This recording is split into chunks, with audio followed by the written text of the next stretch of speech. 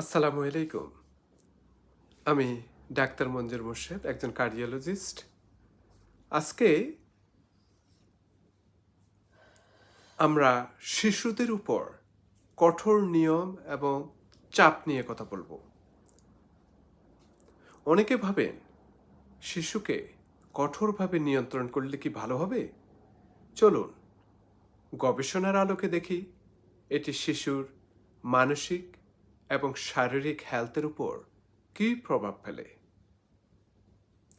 বিষয়টি কেন গুরুত্বপূর্ণ? সর্বপ্রথম আমি সেটাই বলার একটু চেষ্টা করি। কিছু শিশু নিয়ম মানে, কেউ মানে না। গবেষণা দেখায় শিশুদের আচরণ, আত্মবিশ্বাস, মানসিক হেলথ পারিবারিক শাসনের উপর নির্ভর করে। শুধুই নিয়ম নয়, বোঝাপড়া এবং অংশগ্রহণও গুরুত্বপূর্ণ। ডেভেলপমেন্টাল সাইকোলজি 1991-এর একটি গবেষণায় দেখিয়েছেন শিশুর আচরণ এবং মানসিক হেলথ পারিবারিক শাসনের ধরন দ্বারা প্রভাবিত হয়। এবং গবেষণার ফলাফল কি দেখিয়েছে? দেখিয়েছে যে দুটো প্যারেন্টিং সিস্টেম, একটি হচ্ছে যে অথরিটেটিভ প্যারেন্টিং, আরেকটা হচ্ছে যে অথরিটেরিয়ান প্যারেন্টিং। এই দুটির মধ্যে পার্থক্য কি?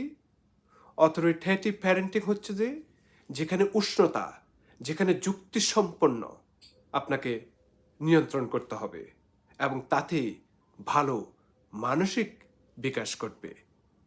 আর অথরিটেরিয়ান প্যারেন্টিংয়ের মধ্যে যেখানে আছে কঠোর নিয়ম এবং কম উষ্ণতা, যেটি মানসিক চাপ অনেক বাড়িয়ে ফেলে এবং যার ফলে তাদের আত্মবিশ্বাসটা অনেক কমে যায়। কঠোর শাস্তি কিন্তু মানসিক অসুস্থতা বাড়ায়। সেটি কে বলেছে? সেটি জার্নাল অফ চাইল্ড এবং ফ্যামিলি স্টাডিজ 2018-এর একটা জার্নাল এভিডেন্সে দেখিয়েছেন। তারা আরও দেখিয়েছেন উষ্ণ এবং যুক্তিসম্পন্ন নিয়ম শিশুদের মানসিক স্থিতিশীলতা এবং সামাজিক দক্ষতা বৃদ্ধি করে। অতিরিক্ত চাপে কী প্রভাব পড়তে পারে? কিছু অভিভাবক বলেন এটা করো না, ওইটা করো না। অতিরিক্ত এই চাপ শিশুদের জন্য কিন্তু অনেক ক্ষতি বয়ে আনে। তাদের স্ট্রেসটা বাড়িয়ে ফেলে, আত্মবিশ্বাসটা কমিয়ে দেয় এবং স্বাধীন সিদ্ধান্ত নিতে তারা খুব একটা ভালো ভূমিকা পালন করে না।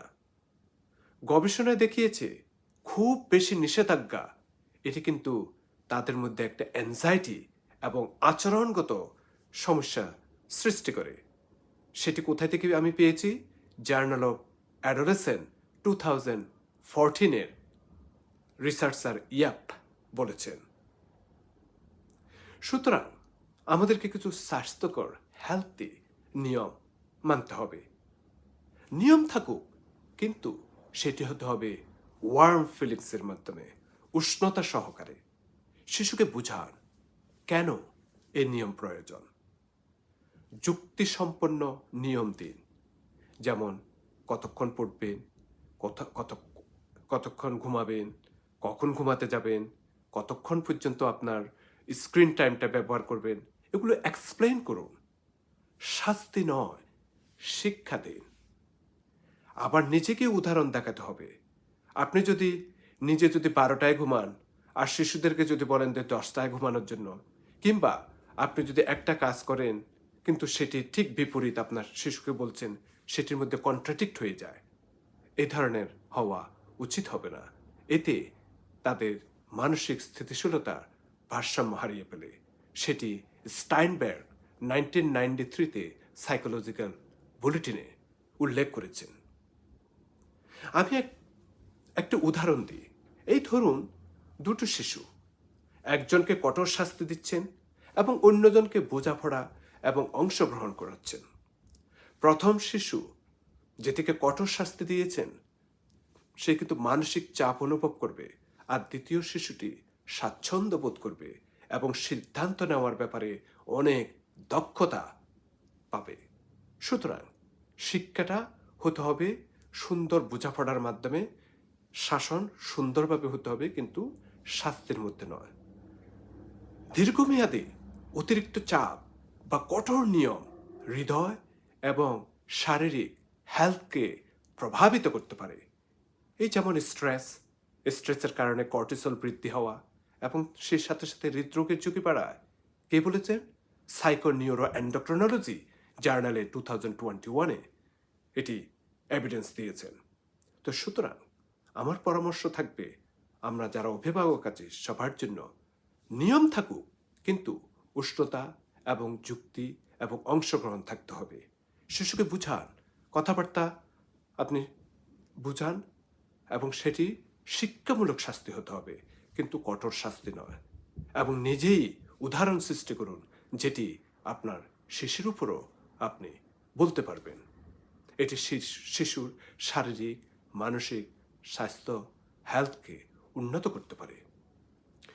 শুধুমাত্র কঠোর নিয়ম নয়, উষ্ণতা এবং যুক্তিসম্পন্ন নিয়ম এবং অংশগ্রহণ অত্যন্ত গুরুত্বপূর্ণ। শিশুদের মানসিক, সামাজিক এবং শারীরিক হেলথ যেভাবে সুন্দরভাবে বৃদ্ধি পায়, সেইভাবে আপনি নিয়ম তৈরি করুন, এবং সেই নিয়ম হতে হবে with warmth, reasoning and inclusion. শিশুর প্রতি স্নেহ এবং সহানুভূতি দেখানো, যুক্তিসম্পন্নভাবে বোঝানো এবং শিশুকে অংশগ্রহণের সুযোগ দিতে হবে। ধন্যবাদ। আজ এই পর্যন্ত। আমি ডাক্তার মঞ্জুর মোর্শেদ, একজন কার্ডিওলজিস্ট। আবার আসবো একটা নতুন টপিক নিয়ে। সেই পর্যন্ত আল্লাহ সবাইকে সুস্থ রাখুন, নিরাপদে রাখুন, আমার জন্য দোয়া করবেন। আল্লাহ হাফেজ।